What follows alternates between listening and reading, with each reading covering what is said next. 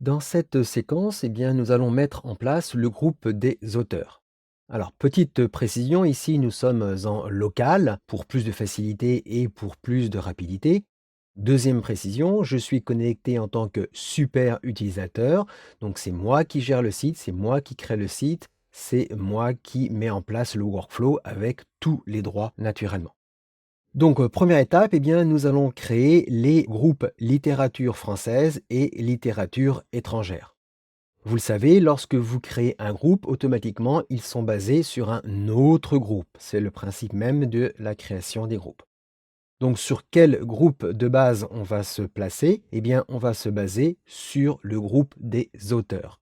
Revoyons rapidement dans la configuration les droits des auteurs.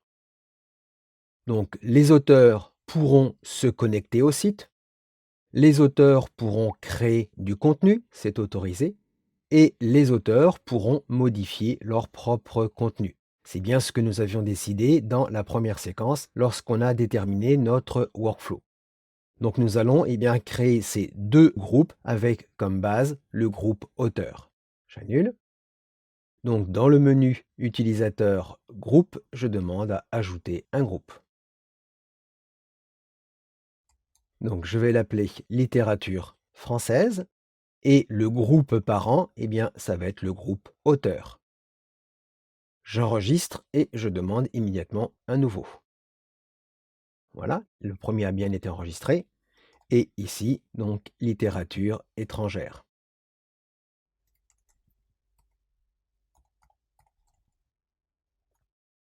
Et lui aussi, naturellement, est basé sur le groupe auteur. J'enregistre et je ferme. Donc voilà, me voici maintenant dans la liste de tous les groupes. Donc on a bien littérature étrangère et littérature française qui sont enfants du groupe auteur. Donc maintenant nos deux groupes sont créés, eh bien nous allons pouvoir y placer deux utilisateurs, un pour la littérature étrangère et un pour la littérature française. Donc je retourne dans le menu utilisateur, gestion des utilisateurs et je demande à ajouter un utilisateur. Voilà, je vais mettre le nom de cette personne, un identifiant. Donc là encore, je fais extrêmement simple, mais c'est en local, donc il n'y a pas de souci.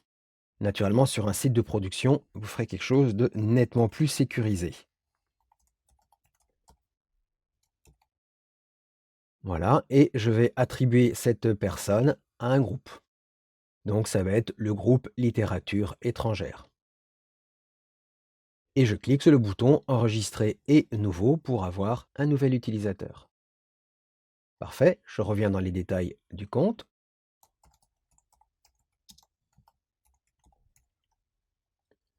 Voilà, je saisis les éléments.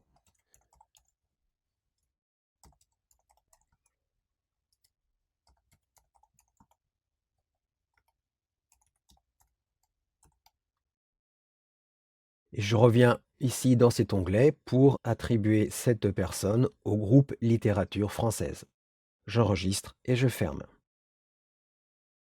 Donc voilà, j'ai bien mes deux nouveaux utilisateurs, un pour littérature étrangère, l'autre pour littérature française. Et ici, dans la liste, nous avons bien nous-mêmes, en tant que super utilisateur, la personne qui a tous les droits de gestion sur le site.